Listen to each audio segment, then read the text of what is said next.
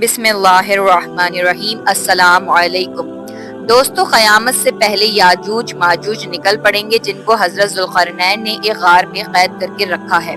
اس وقت حضرت عیسیٰ علیہ السلام کی دنیا پر حکومت ہوگی۔ اللہ تعالیٰ حضرت عیسیٰ علیہ السلام کی طرف وحی بھیجے گا کہ میں ایسے بندے نکالنے والا ہوں کہ کسی میں ان کے ساتھ لڑنے کی طاقت نہیں ہے۔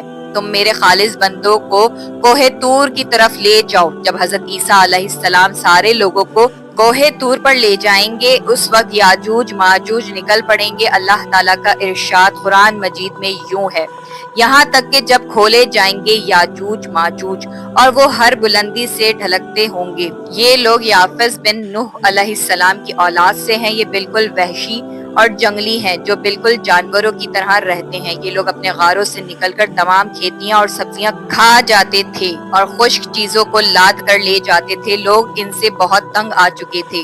آخر لوگوں کو ان وحشتوں سے راحت کیسے ملی اور یاجوج ماجوج کو ایک پہاڑ کے اندر کیسے بند کر دیا گیا، اس کو سمجھنے کے لیے ہم کو تھوڑا پیچھے جانا ہوگا۔ یہ قرآن کا واقعہ ہے، ویڈیو کو آخر تک دیکھیے۔ ناظرین، دنیا میں کل 4 بادشاہ ایسے گزرے ہیں جن کو پوری زمین کی پوری بادشاہی ملی۔ ان میں 2 مومنین تھے اور 2 کافر۔ مومن تو حضرت سلیمان علیہ السلام اور ذوالقرنین ہیں، اور کافر ایک بخت نصر اور دوسرا نمرود ہے۔ اور تمام روئے زمین کے ایک 5ویں بادشاہ اس امت میں ہونے والے ہیں جن کا نام حضرت امام مہدی علیہ السلام ہے۔ لیکن آج ہم جس بادشاہ کی بات کرنے والے ہیں وہ ذوالقرنین ہے۔ قرآن مجید میں حضرت ذوالقرنین کے 3 سفروں کا حال بیان ہوا ہے جو سورہ کہف میں ہے۔ ہم قرآن مجید سے ان 3 سفروں کا حال بیان کرتے ہیں۔ حضرت ذوالقرنین کا پہلا سفر۔ حضرت ذوالقرنین نے پرانی کتابوں میں پڑھا تھا کہ سام بن نوح علیہ السلام کی اولاد میں سے ایک شخص آب حیات کے چشمے سے پانی پی لے گا تو اس کو موت نہ آئے گی، اسی لیے حضرت ذوالقرنین نے مغرب کا سفر کیا۔ آپ کے ساتھ حضرت خضر علیہ السلام بھی تھے۔ وہ تو آب حیات کے چشمے پر پہنچ گئے اور اس کا پانی بھی پی لیا، مگر حضرت ذوالقرنین کے مقدر میں نہیں تھا وہ پانی، وہ محروم رہ گئے۔ اس سفر میں آپ جانب مغرب روانہ ہوئے تو جہاں تک آبادی کا نام و نشان ہے وہ سب منزلیں طے کر کے آپ ایک ایسے مقام پر پہنچے کہ انہیں سورج غروب کے وقت ایسا نظر آیا کہ وہ ایک سیاہ چشمے میں ڈوب رہا ہو، جیسا کہ سمندری سفر کرنے والوں کو آفتاب سمندر کے کالے پانی میں ڈوبتا نظر آتا ہے۔ وہاں ان کو ایسی قوم ملی جو جانوروں کی کھال پہنے ہوئے تھی، اس کے سوا کوئی دوسرا لباس ان کے بدن پر نہیں تھا۔ دریائی مردہ جانوروں کے سوا ان کی غذا کا کوئی دوسرا سامان نہیں تھا۔ یہ قوم ناسک کہلاتی تھی۔ حضرت ذوالقرنین نے دیکھا کہ ان کے لشکر بے شمار ہیں اور یہ لوگ بہت ہی طاقتور اور جنگجو ہیں، تو حضرت ذوالقرنین نے ان لوگوں کے گرد اپنی فوجوں کا گھیرا ڈال کر ان لوگوں کو بے بس کر دیا۔ چنانچہ کچھ تو مشرف با ایمان ہو گئے، کچھ آپ کی فوجوں کے ہاتھوں مقتول ہو گئے۔ پھر آپ نے مشرق کا سفر فرمائے، یعنی دوسرا سفر، یہاں تک کہ جب سورج طلوع ہونے کی جگہ پہنچے تو یہ دیکھا کہ وہاں ایک ایسی قوم ہے جن کے پاس کوئی عمارت اور مکانات نہیں ہے۔ ان لوگوں کا یہ حال تھا کہ سورج طلوع ہونے کے وقت یہ لوگ زمین کے غاروں میں چھپ جاتے تھے اور سورج ڈھل جانے کے بعد غاروں سے نکل کر اپنی روزی تلاش کرتے تھے۔ یہ لوگ قوم منسک کہلاتے تھے۔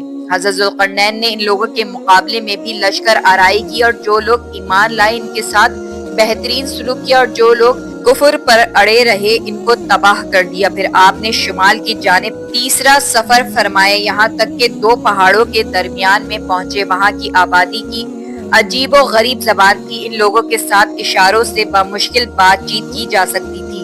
ان لوگوں نے حضرت ذوالقرنین سے یاجوج ماجوج کے مظالم کی شکایت کی اور آپ کی مدد کے طالب ہوئے۔